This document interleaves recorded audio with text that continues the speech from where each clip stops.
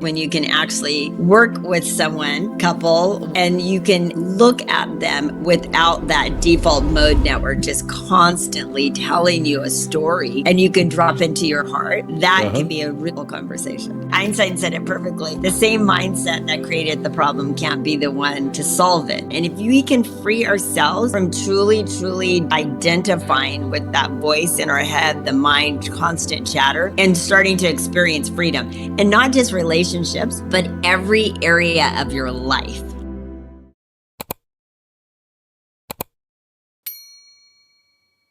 Hello, everybody. I'm Dr. Mark Waller with Mastering Thought, and this is Rochelle Lane with HoldingCeremoniespace.com, and we're here with the Lion and Unicorn Live, Conscious Relationships, and you can see there's a blank box down below Rochelle. We're potentially going to have a guest today. And so, Rochelle, when you think about relationships in our live stream, what came up for you today? Oh, that's a big question. Just the excitement of knowing that we are giving people an opportunity to really investigate what's going on in their relationship, not from a way of blame and looking at the other person, but going inward and seeing where our past is actually controlling our current relationship. So we have a question. Do you help with chronic pain? In what sense? Can you explain a little bit more about that? We're not doctors. No. You know. Well, you are, just not that type of doctor. Not that type of doctor. I will give you an examination. Of the mind. Yes. Actually, you know, this doesn't directly answer their question, but I will say that all I feel dis-ease or misalignment, all starts in the brain and the mind and the overthinking. So maybe this will help with the pain. So, Carrie, if you can expand on that a little bit, we'll answer the question. But I will say this. I have a fear of fear. Okay. So where my head went when you asked that question was, and do you experience this as physical pain or psychological pain, or what kind of pain are you talking about? And is this related to relationships in any way? Great questions. Let's see what she says. But Okay. what prompts me right now is thinking about the difference between pain and suffering. And, you know, life is painful and physically painful sometimes, but suffering is all the thinking we do about the pain. Yeah. And having a fear of fear is definitely thinking about the pain. Yeah. Oh, hello, greetings from Croatia. Do I pronounce your name Seller? Or is it Sell? I don't know. Thank you. Thank you for joining us. If you have a question or a comment, please put it in the comments. I've got my evil eye looking at this other monitor over here, and we'll answer your questions. So Carrie is saying physical pain when I have to speak up. Interesting. Okay. So yes, we can help you with that. Absolutely. And is this speaking up something you do in business or in personal relationships or what? Here we go. Oh, severe cramping and muscle tension. Now, let me ask you this, Carrie, and jump right in here. Rochelle, don't let me dominate this. Is this associated with thoughts that you're aware of at all? Do you anticipate something, or do you have thoughts of any kind that go along with this? This is really interesting. Yeah. Severe cramping and muscle tension.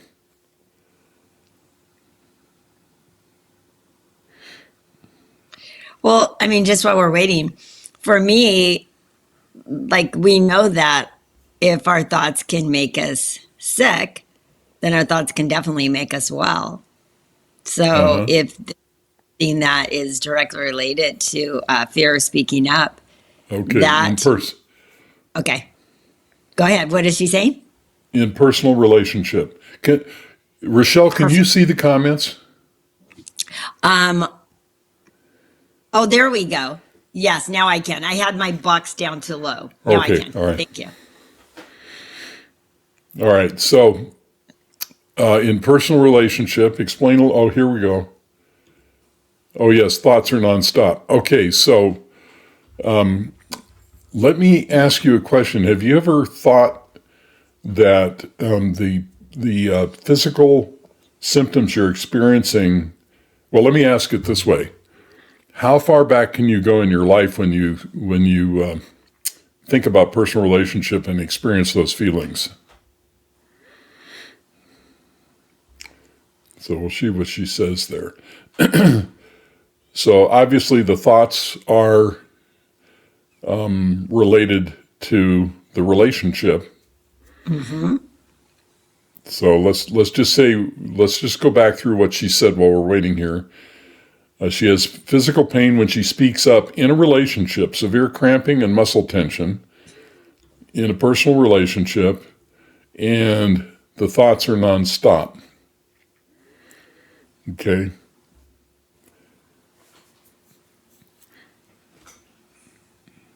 We should have Carrie just join us here.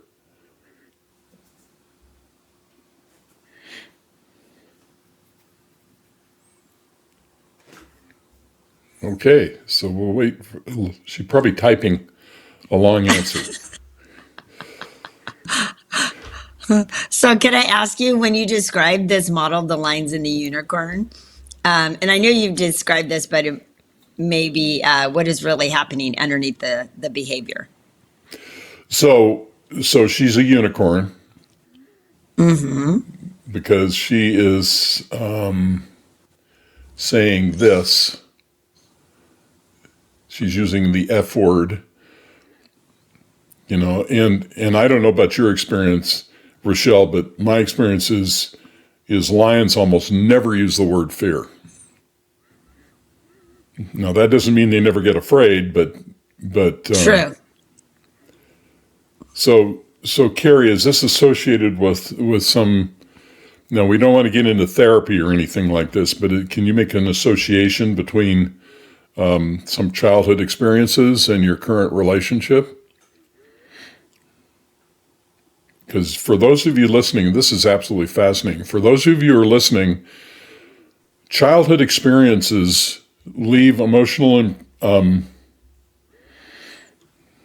We're good, thank you. We're really, really grateful that you've joined us, and we got a whole bunch of people listening. This is our second week of doing these live streams, and I think we've actually kind of tapped into a vein because Monday at noon seems to be a really popular time. So this is very interesting. So Carrie's saying she's experienced this fear since childhood. Let me explain what's significant about that. So the emotional learning we do as children, it occurs in a part of the brain called the limbic system. The limbic system is fight or flight, anger, fear. It's the part of the brain we share with other animals, so it's all about survival. And so now what's happening to Carrie is, since this is happening since childhood, when she is in a personal relationship, that's triggering that early childhood emotional learning. And so those things are absolutely related. So in other words, what I'm saying is, let's say Rochelle and I got in an argument, and our emotional reactivity is going to be based on perceptions and emotions we learned as children. It's always tied together. It's impossible for the brain. Here we go. All right, so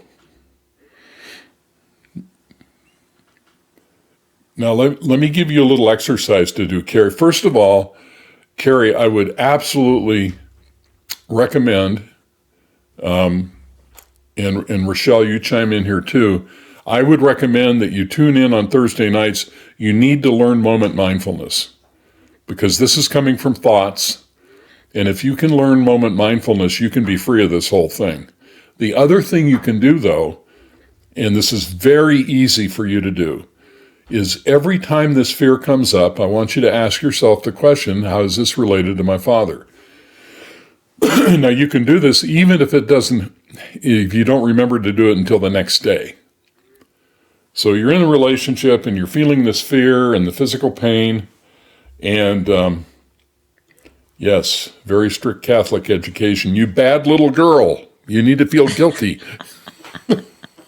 I was born and raised a Catholic too. You know, it reminds me of the Blues Brothers when they went to see the sister.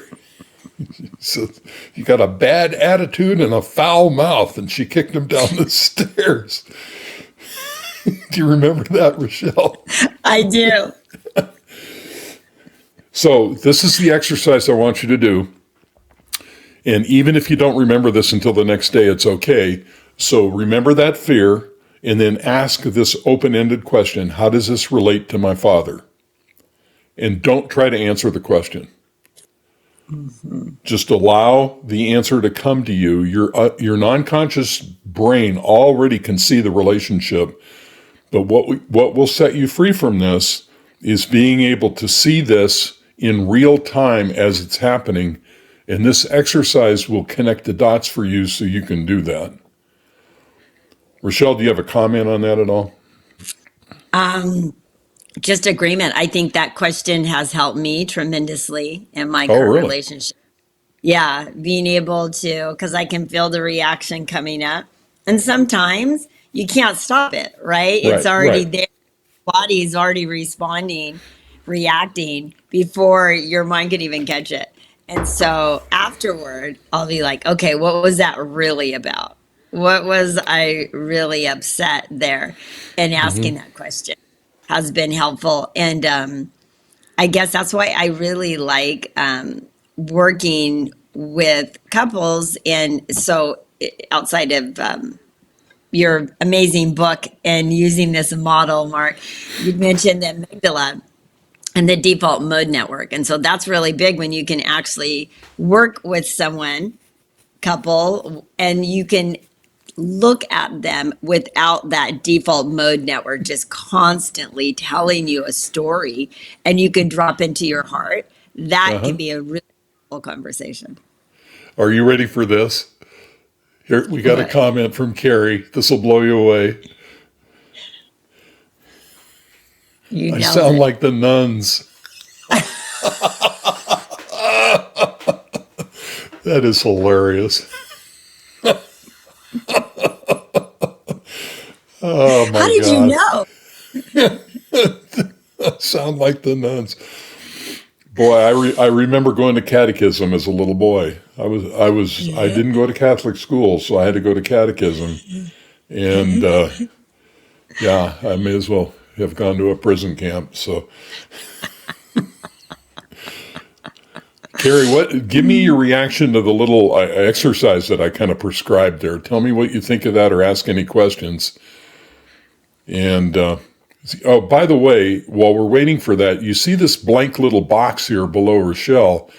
That is a place we would like you to come and visit us next week. So what we would like very much to do is get people on this live stream who have questions or struggles with relationships. And we have found this on our Thursday night live stream on Moment Mindfulness. It's just completely blown me away what's happened on that live stream. So if we can get people on to actually share their experiences, it Yeah. seems to open this thing up in a way I've never seen before. And on Thursday night, we've got this really fine gentleman by the name of Simon, who's struggling with overthinking. I mean, he's super overthinker. And over the course of the last 2 months, it's completely changed. And you can watch this happen in real time. So Carrie is saying, when I ask the question about my father, my hands turn to ice and I am shaking. Okay. Well, we don't want you to re-experience that. Let's create some distance. So instead of asking, how's this related to my father, ask this. Show me what I'm supposed to learn from this. Don't try to direct you. We already know it's correlated with your father. Don't try to do that. Just every time the fear comes up, just ask to be shown what you're supposed to learn. And then leave it open-ended and let your non-conscious mind answer the question, because it will start giving you images and memories that are pertinent for you to be able to see how you're being hijacked by this in real time. So, but yeah, this is post-traumatic stress. And Carrie, are you under the care of somebody who specializes in this type of thing? I think that might be something that would be very important, because there's probably some treatment available for this. Also, there's some new technology regarding anxiety, TMS, and some things like that. Feel free to reach out to us on the side, and we'll try to guide you to some resources. So, but notice that when she asks the question, her body immediately responds, because her limbic system is going into fight or flight. Yes. As soon as she asks the question. Very interesting. Yes. We'll stay tuned with Carrie here, but if anybody else has a question or comment about what we're talking about here, specifically related to relationships, let us know. Put it in the comments and we'll get it on the agenda. So the point that's being very well represented here is that early childhood emotional learning tracks us through our lives, and it becomes the template we use in relationships. Wow. So we're using this old model when we were completely unaware of how relationships should be what they were. And we we created it from all these survival mechanisms, these survival ideas that we had with our parents, most likely, or our caregivers. And now we're trying to create a beautiful relationship with someone that we love. And that's almost an impossible task unless you get present. It's even worse than that, because the limbic system, as you said earlier, is almost completely wired up at the time you're 5 or 6. It thinks your partner is that parent. Yeah. It literally thinks that. Wow. Seller is saying, for example, I was a unicorn, my partner was a lion, we argued a lot, she got sick and died. Oh my God. I was reading a lot of books but didn't know the power of inner voice. So beware of I am. I'm so sorry that your partner got sick and died. I really am. Sorry you had to go through that experience.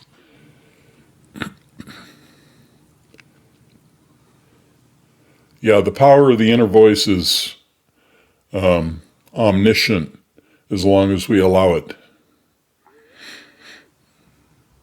So is it safe to assume I can close this box out down below you, Rochelle? Yes. I think he got distracted.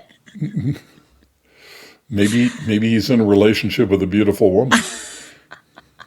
Here, I'll move our boxes around a little bit here. Any other questions or comments about what we're discussing? Let me see. We've got another one from Seller. Oh, yeah. I get it. Yeah. He says she was 40 years old. Good grief. That's way too young. Wow. So, Seller, I don't know if I'm saying that correctly, but how did you run across the lion unicorn information? I would be curious to know. Just let us know. And we don't want to leave you in the lurch, Carrie. How can you reach out to me? Mark@masteringthought.com, or, also our information will be in the description of the live stream. Rochelle, you want to give out your information? Sure. And it will also be down below. It will be Rachelle, Rachelle at holdingceremoniespace.com. The work that relates to the couple part, I think in our previous lives we've talked about it. I do ceremonies with plant medicine, but as it relates to couples, me and my partner do private ceremonies where we can lower or eliminate that default mode network so people can have a full evening where they can actually see this live with their partner, but they're out of that fight or flight mode. And then we're going to be doing some group ceremonies in August. So I will make sure to put that information in there for anybody that would like to fly out to Seattle and work with us in a group session. Great. Spectacular. I do almost all my work on Zoom, so it doesn't matter where I am. Sometimes I'm in my RV next to a stream. Traveling the world. I love it. So any other questions or comments about relationships? That's what we're here to handle today. I might just share, if I could, this is my model of relationships that I work with. It's called the Dance of the Lion and the Unicorn. And you can see there are two people, there are two circles. The one on the right I call the lion, the one on the left I call the unicorn. So we all have emotional pain. The lion's emotional pain is a feeling of nobody cares or they're not good enough. It's a sense of rejection. The unicorn's pain is fear or anxiety. And we all need a defense against our pain so we don't feel our pain. The unicorn's defense is they avoid, and when they avoid, the lion feels rejected, and that makes them angry, and it just goes around and around like that. So, let's see, we got another. I wouldn't say never. It says, you say the lion never uses the word fear. I wouldn't say never, but not very often. Yeah. That's not part of their vocabulary, particularly.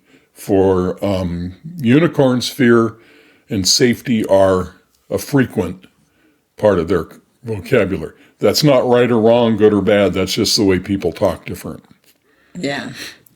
And I would agree with that. As a lion, I rarely use fear. That's not one of the things that really activates me or gets. So I wholeheartedly agree with that. So Mark, while we're waiting for people to ask us questions, like what does repair look like? So the lion is activated because it feels rejected. The unicorn is then goes into fear mode, or it reacts because it feels fear from something that the lion is doing. Right. That's this old default mode network, this old amygdala, their survival instincts. What do you do? I know you mentioned one thing to Carrie. What else can we do to help us bring us back to the present? Well, let me just bring this up again.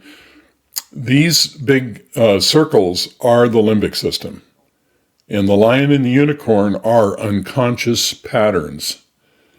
So, the remedy for this is to become conscious, is to become self-aware. Exactly. Yeah. And that's what we do on this channel. We teach moment mindfulness, which produces literally a psychological, spiritual, and emotional awakening, and gives you access to be able to address the lion and unicorn relationship model in a very dynamic way. It's like a real time. It's not just teaching. That's what I like about what we're talking about here, Mark. It's great to learn a lot of the things, and there's so many teachers out there on relationship and spirituality.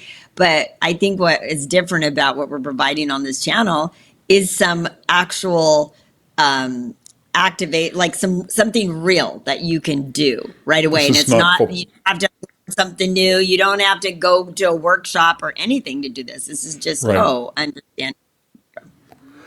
Yeah, and see, the thing is about this is that this cycle is being driven by the voice in your head that sounds like you talking to you. So the internal dialogue is what's driving the unconscious cycle in the relationship, and it's literally hijacking your perception of what the other person is doing. Yes. Exactly. So I think Seller is saying this is all making sense, and what we're talking about. Thank you for that.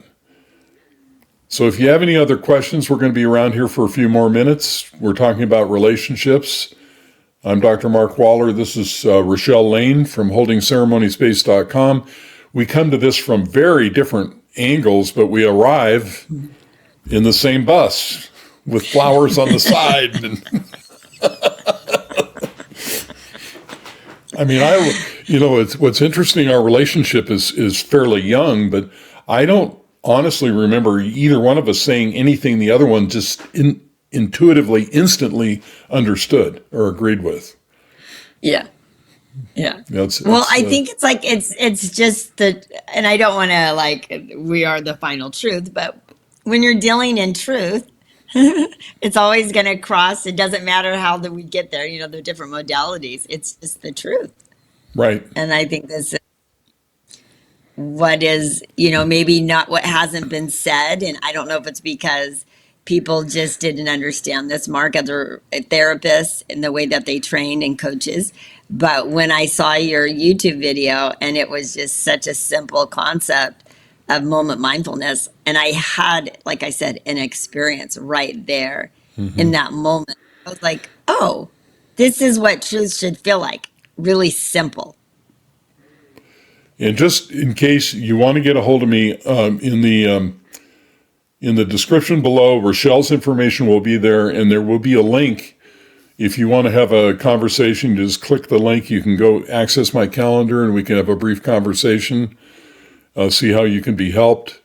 And let's see. Carrie is saying, when I pull back as awareness, this takes me out of my head. Absolutely correctly. Mm-hmm. Your head is not a safe place to be. Behind enemy lines. Yeah. When you pull back as awareness, and that's exactly how it feels, like you're stepping outside of yourself.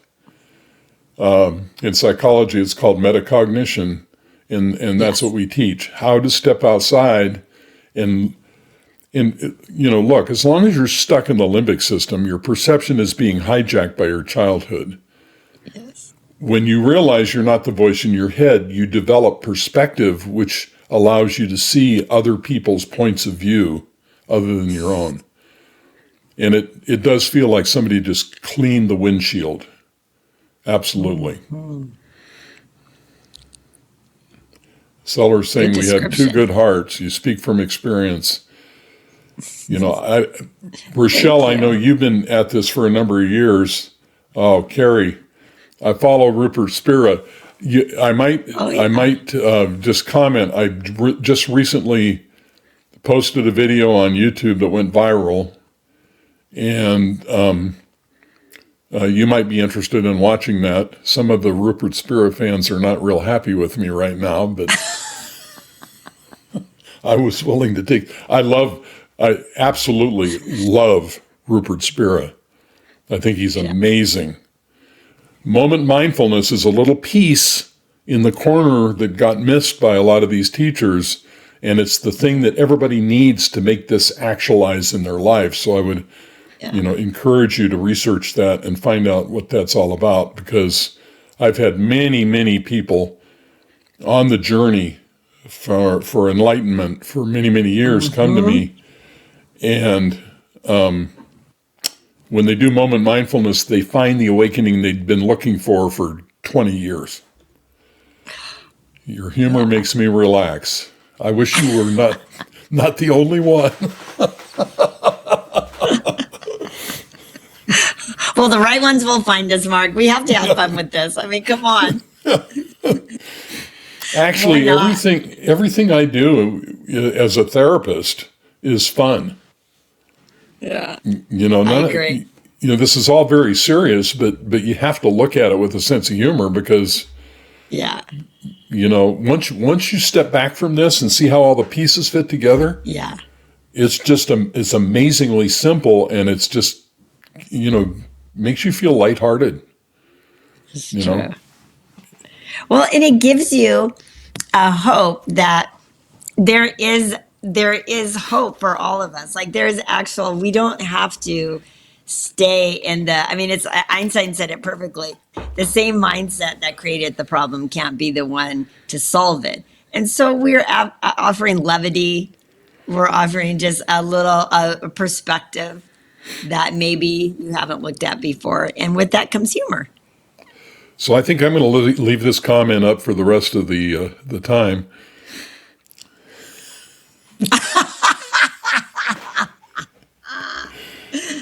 Trying to get on his good side, I see. So Suller said we spoke the truth. So, I actually don't teach non-duality unless I'm asked. What moment mindfulness is all about is awakening. What the work on the relationships is about being self-aware and conscious. Non-duality is a step beyond that, which I'm happy to take with somebody if they want to go there, but I don't lead with that because it feels sometimes like trying to take a sirloin and shove it down somebody's throat because it's a big chunk, and I like to be kind of careful with that. So it's true, and you're asking people to go from, hey, it's my partner's fault and blame, to this huge jump of like, it's all perfect. You came here to experience all of this. It's too much. You need baby steps to get there. And as you've said before, moment mindfulness or understanding this is one of the steps. It won't give you instant enlightenment, but it will free you from this voice in your head. And if we can free ourselves from truly, truly identifying with that voice in our head, the mind, constant chatter, that is huge in starting to experience freedom. And not just relationships, but every area of your life, every area of life.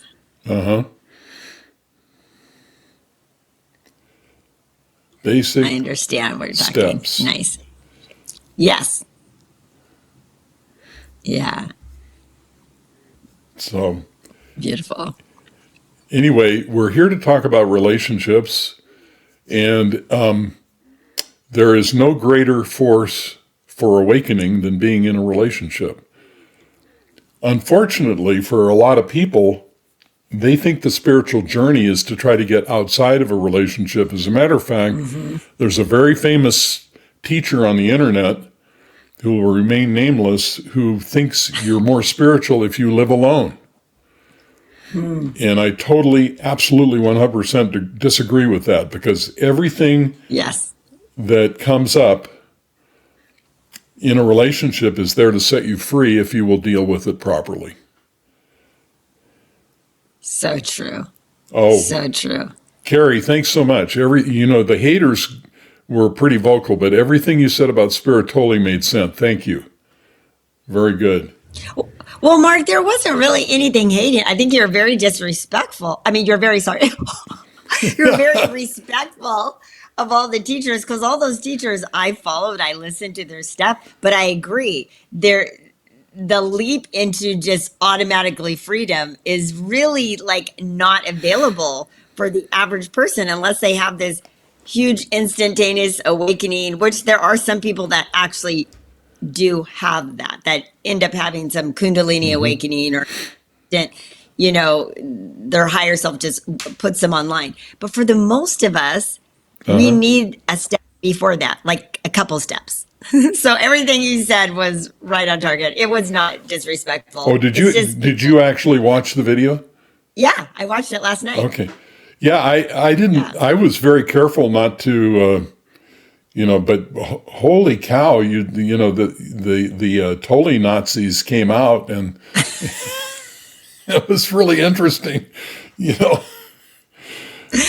They haven't been following Tolly for too long, because I don't think he would have reacted that way. At least my current interpretation of him. So I love Tolly too. I worship the ground he walks on. I just think that there's something all these people missed. Yeah. That if you say it in Western terms, in terms that people can understand, they're going to be like, oh, I get it now. And then the landscape they've been looking at suddenly changes and it morphs into something they can understand. Exactly. But, Exactly. but if you're still identified with the voice in your head, what's going to happen is your intellect is going to try to manufacture awareness, and you're going to be convinced that you have some awareness you really don't have, and the ego is going to trick you. Yes. And so the disidentification piece, I don't believe is emphasized enough or taught specifically enough by any of the teachers. Yes. And that's what we do here on this channel. And if you tune in on Thursday night, you're going to see people who have gone through this process who've actually experienced the awakening we're talking about. And they're just, people like Sarah and Simon and Shannon. These are just everyday people. They didn't spill out of the ashram onto the internet. They're Just living their life. Oh, Carrie says, I'm not fawning when I say your YouTube channel is brilliant. I have a science background and a 77-year-old I see. And at 77 years old, I see that the ego is doing havoc with my body. Absolutely. Yes. Anything we can do to help you, Carrie, please let us, So, absolutely. Seller is saying, that is a good side of Christianity. Individual is one with community. We are very good, Doctor. You see from so different sides. Well done. Thank you. I need to go to sleep. I'm sure it's late in Croatia. Thank you for coming and come back again. Didn't he say he was from Croatia? Yeah, he is from Croatia. I'd love to 9 visit hours Croatia ahead, sometime. so it's probably 10. Oh, it's beautiful. I've been to Dubrovnik. Only Oh my one God. time.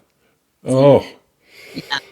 So we're here for about 5 more minutes. If you have questions about relationships, anything we've talked about, please chime in before the hour is over, and we'd love to address those issues. We're here every Monday at noon to talk about conscious relationships. And before we go, Rochelle, any last, while we wait for maybe one more comment or two, any last thoughts? Sure. There's a couple. In understanding this model that you've created, or that's available for people, it's not to make you, just because you find out that you're a lion. Sorry, my earpiece is falling out.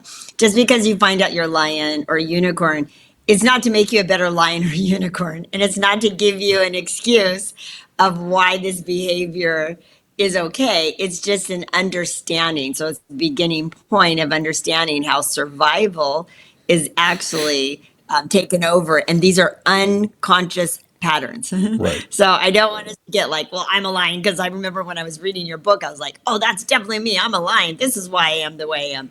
But it's not so that I can stay in the model of being a lion. It's just for me to understand why I am this way. Well, don't you agree that a lot of people use some of these concepts in therapy as an excuse to rationalize why they are the way they are? Rochelle, yes, most of us need many steps to step back from the ego. Yes. Oh, for sure. Go ahead. I cut you off. No problem. I was like, my daughter, who I love to death, 21 years old, young adult, so beautiful and amazing. And yet she's learned all these mental health terminologies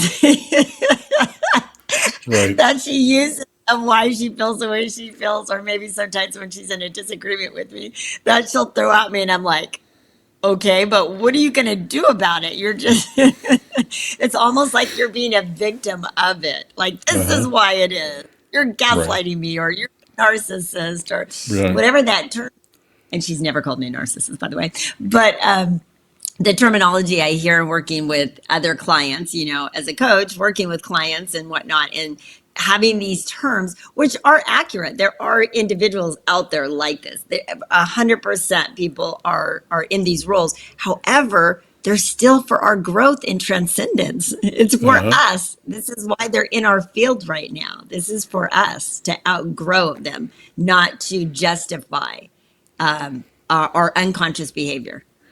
That's such a smart point because, if you look at relationships as what you've brought into your life for your own personal growth, it changes your view of everything. Yes. And what people... And it makes it count. Oops, sorry, go ahead. Go ahead. No, you hadn't finished your thought. I was just going to say what people don't understand, if they can ask themselves the question, why what does it say about me that I'm in this relationship? Yeah. They'll set themselves free instead of complaining about the other person. It just makes a huge difference. Yes. And along that, that is you taking responsibility for your side of this. And that is true freedom. I mean, true liberation is us being able, and not in a negative way. This isn't beating yourself up. This isn't blaming yourself. It's like, oh, now that I know better, I can do better. One of my favorite quotes from Maya Angelou. It's like, this is for you to take responsibility because now you can literally have control, or you can be serving your relationship without the other person ever having to do anything. It really only takes one person to change a relationship. And I'm not going to say it's putting up with abusive or inconsiderate or unkind behavior. That's not what this is about. But if you are fully responsible, regardless of how the other person is showing up, you are fully taking the lead on this, well, then I guarantee you, your relationship will have a shift for sure. Or you can ignore it all and just repeat the pattern in the next relationship. Nah, we don't want to do that. We don't want to do this. Well, as we're leaving here, I'm going to say a little plug for what I'm going to be doing. So that's why I love ceremony. I do plant medicine ceremony, as we talked about. And it's like this default mode network that we always talk about. There's certain classic psychedelics that have been proven to bring those offline, meaning that they go way down so that you can be really present and in a heart-centered way with your partner. So me and my partner will be doing a group session and starting in August. And I'd love for anyone that might be interested in that. You can email me, find out more. I haven't quite put up any information, but yes, down below. I will have some information in the next week or so where you can actually sign up or find out more. But anyway, in the meantime, for sure, email me. And I love that I've learned this, Mark, because this has really helped me in working with couples. Even privately, I've completely been able to refer you to a couple of my clients, which have been amazing. So I've been learning from you, and I really appreciate this work you're doing because it's helping myself as a coach and as a medicine facilitator really work with people. So I appreciate your commitment and discipline to this. I'm honored by that. So we will be back next Monday at 12 o'clock. Bring your questions. If you want to appear live with us, reach out to us. Click my link below and we can have a discussion about it. We'll set up a time to talk on Zoom. And we love you all very much. Please return and share it with your friends. Like and subscribe. Love you. See you on Thursday. Bye.